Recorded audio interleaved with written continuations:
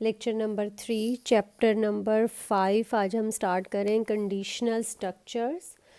3 topics आज हम इसमें डिस्कस करेंगे, कंट्रोल स्ट्रक्चर्स, रिलेशनल ऑपरेटर और इफ़ स्टेटमेंट। पहला टॉपिक है हमारे पास कंट्रोल स्ट्रक्चर। ये बिल्कुल इस चैप्टर बुक के स्टार्ट पे भी इस टॉपिक को हमने डिस्कस किया था। टाइप्स ऑफ कंट्रोल स्ट्रक्चर हमारे पास 3 तरह की हैं, सीक्वेंस, सिलेक्शन, रेपिटिशन, आइट्रेशन जिसको हम कहेंगे, और फंक्शन कॉल।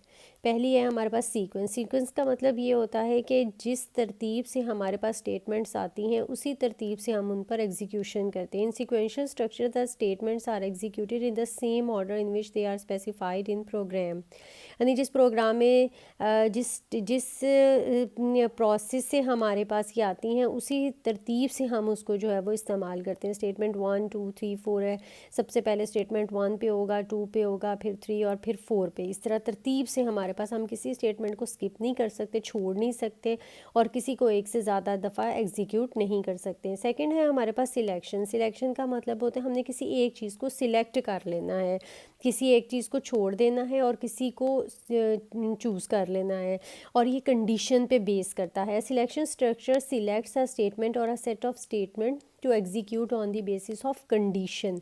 इसमें हमारे पास कंडीशन या ट्रू होगी या फॉल्स होगी। ट्रू के केस में भी हम कोई स्टेटमेंट एग्जीक्यूट करवा सकते हैं, और इसी तरह फॉल्स के केस में भी हम इसको एग्जीक्यूट करवा सकते हैं। जैसे पास और फेल की उसने एग्जांपल दी हुई, अगर उसके मार्क्स ग्रेटर देन 40 होंगे तो हम कह देंगे कि वो पास है, अगर लेस देन 40 होंगे तो हम कह देंगे वो फेल है। नेक्स्ट है हमारे पास रेपिटिशन। रेपिटिशन का मतलब होता है एक चीज़ को बार बार दोहराना।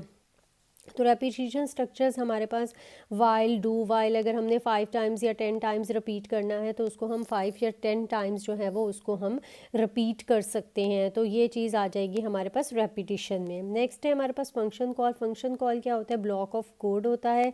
हम इसको जितनी दफ़ा चाहें हम उसको एग्जीक्यूट करवा सकते हैं, और पहले जैसे स्टेटमेंट आई उसके बाद फंक्शन कॉल से कंट्रोल जो है वो फंक्शन पे शिफ्ट हो जाएगा, उसको एग्जीक्यूट करेगा, और उसके बाद दोबारा जो है फंक्शन कॉल के बाद वाली स्टेटमेंट्स पर अमल होगा। ये सारे चैप्टर 1 बाय 1 हम देखेंगे।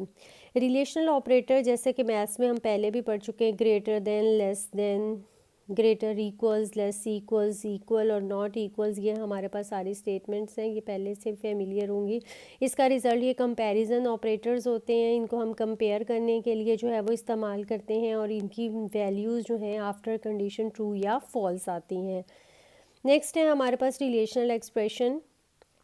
रिलेशनल एक्सप्रेशन जैसे उसने यहाँ कुछ वैल्यूज़ हमारे पास दी हुई हैं कि रिलेशनल ऑपरेटर्स कंपेयर करने के लिए 2 वैल्यूज़ को यूज़ होता है। जैसे ए और बी वेरिएबल है, उसमें कुछ वैल्यूज़ रख दी जाएँ तो उसका आंसर जो है वो ट्रू या फॉल्स आएगा।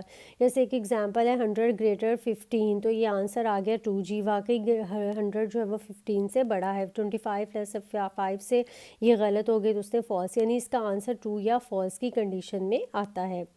नेक्स्ट है हमारे पास if statement. If is a keyword in C++ language. If statement is a decision making statement, is simplest form of selection construct. ये सबसे सिंपल फॉर्म है, इसमें या तो कोई एक स्टेटमेंट स्किप होती है।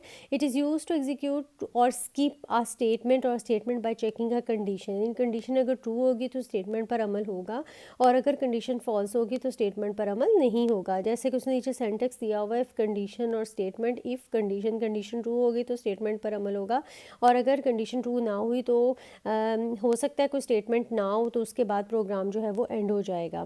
कल अगर हमारे पास ज़्यादा सेट ऑफ स्टेटमेंट्स, काफ़ी सारी स्टेटमेंट्स को इकट्ठा एग्जीक्यूट करवाना हो तो वो ब्रैकेट्स के अंदर जो है वो मेंशन हो सकती हैं। तो ये हमारे पास इफ स्टेटमेंट है, सिलेक्शन स्ट्रक्चर के तौर पर इस्तेमाल होती है। शुक्रिया।